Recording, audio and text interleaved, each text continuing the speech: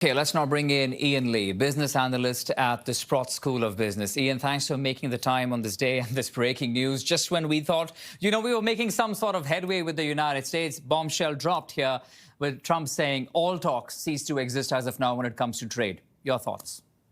First off, nobody, I know there's many people who claim to be surprised thus far, some pundits and analysts.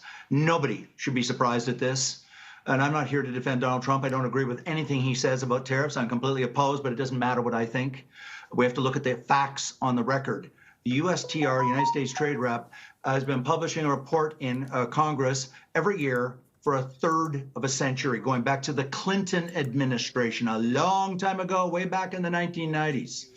And this, every American president from then until now has said, look, there's a whole bunch of things Canada's doing to American companies. You know, the Telecom Act that keeps out, Verizon and AT&T, banking restrictions, et cetera, supply management, and of course, the digital service tax. This is not a secret. Every president has said they're opposed. This is not something Donald Trump dreamed up all by his little lonesome. And he's been talking about these protectionist measures of Canada since 2015. And we know his position on tariffs and what we've been doing to protect our economy. And he said it's not acceptable. I understand what Ms. Anand is saying, that these are our interests, but we are now in the world of realpolitik. They're 30 trillion. We are 2.2 trillion. We need them way, way more than they need us. I know Canadians will be upset at that, who think we're the same size or equal with America. We're not. We need them far more than they need us. And we are now on the precipice, and we are facing a choice. Do we want to defend 8,500 multimillionaire dairy farmers at the risk and continue to exploit 40 million Canadians with much higher dairy prices and milk and egg prices? Or do we want a trade agreement that will benefit 40 million Canadians with the largest economy in the entire world? I appreciate your perspective, Ian, but the fact here being that the president coming out with this announcement today, when both the prime minister and the president had agreed that they will come to some sort of an understanding or a trade deal in 30 days. And you're right, this is not something new that we are dealing with in terms of whether it's the digital tax or whether it is the tax on dairy products. My question being, clearly the president is onto something. He wants something out of Canada. And what do you think that could be here? I think, and he said so since 2015, and I've been following him way before he became president, because this protectionist measures have been welling up in the States going back literally 15, 20 years. The Democratic Party's always been much more protectionist. They were opposed to free trade, the FTA and the NAFTA. People forget that. And then the Republicans started to become protectionist, which was completely contrary to their historic position on trade.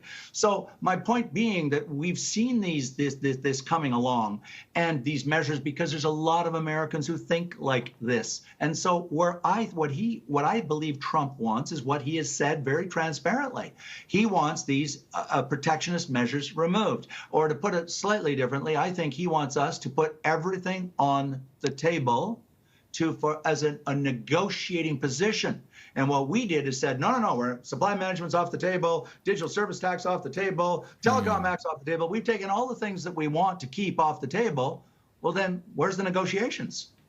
Okay, let me ask you come Monday, because the first payment was supposed to come out on Monday, Ian, and we're talking about the payment of roughly the tune of, I think it was $2 billion, because it's active retrospectively. Now, do you see that payment coming through? What's going to happen? What are you thinking?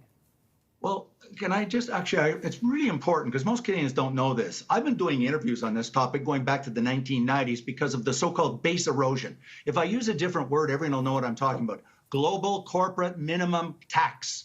We've been debating this for 25 years. And in fact, let's give Canada the credit. We pushed the Clinton administration to push the OECD to start negotiate discussions, research, and ultimately negotiations. I believe it's 135 countries now negotiating this. And we've been negotiating for years. They're apparently making great progress. I don't know, but that's what I've read.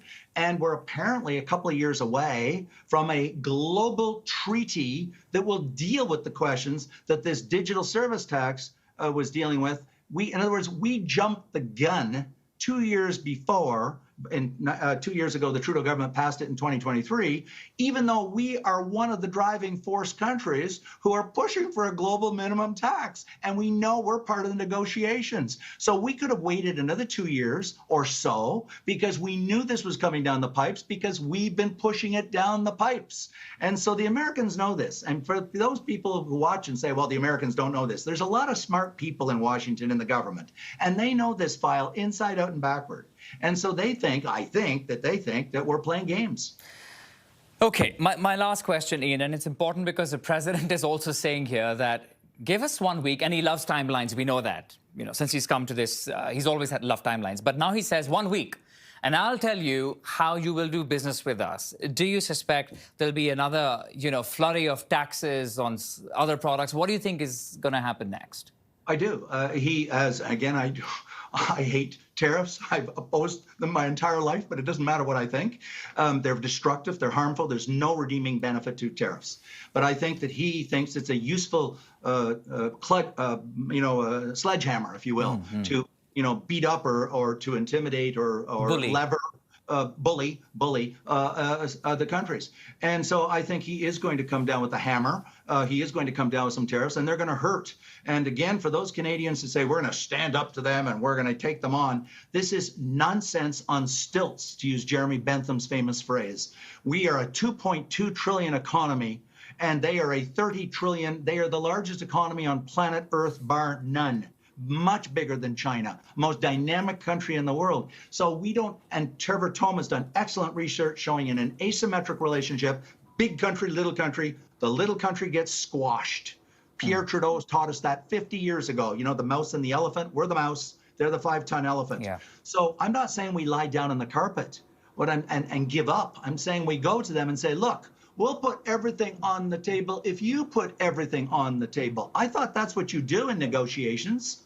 When you negotiate something. And so I think that this can be recovered, Akshay. I believe that. I think Carney is a very smart, very experienced individual. And I think he understands this. It's just that there's a public opinion is not there yet. And so he's got to lead Canada and say, look, we're going to put everything on the table if they put everything on the table, and then we'll start to negotiate. Yeah, and the longer this drags, the worse it gets for the economy, with the GDP numbers also coming today, and we're already looking at a slowdown. So, Ian, we'll have to wait and see how this plays out for now, but I appreciate you joining us. Ian Lee, business analyst at the Sprott School of Business. Thanks again. Thank you. Thank you very much.